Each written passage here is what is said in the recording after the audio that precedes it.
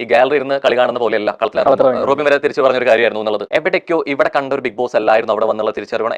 എവിടെയാ ശരിക്കും പണിപാളി? അങ്ങനെ ഒരു പണിപാളിച്ചില്ല.